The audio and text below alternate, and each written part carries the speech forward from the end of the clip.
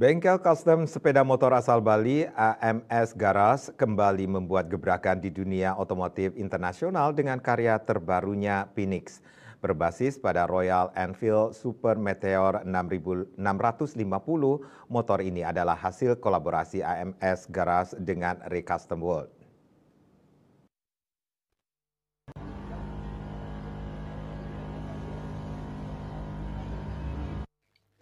Mengambil inspirasi budaya dari budaya lowrider Amerika Serikat yang legendaris, AMS Garage memadukan karakter khas budaya biker dengan sentuhan tradisional. Pendiri AMS Garage, Ajus, menyatakan proyek ini membuat tantangan baru dan ingin menciptakan sesuatu yang otentik sekaligus berbeda.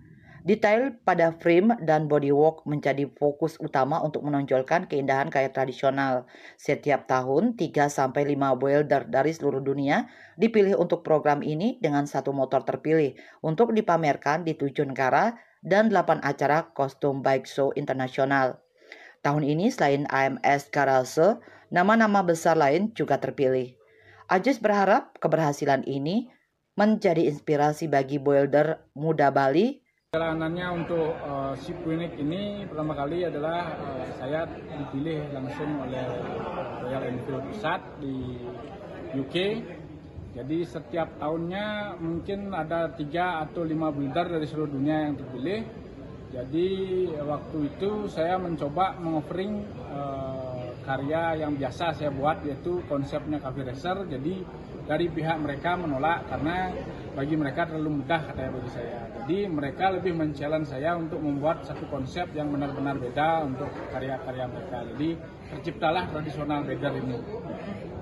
Tanpa saya sangka, jadi tradisional beggar ini mungkin terlihat unik bagi mereka dan memiliki karakter yang kuat. Jadi si Phoenix ini terpilih menjadi satu-satunya motor Royal Enfield yang ikut world tour ke 7 negara dan 8 event custom show tahun ini.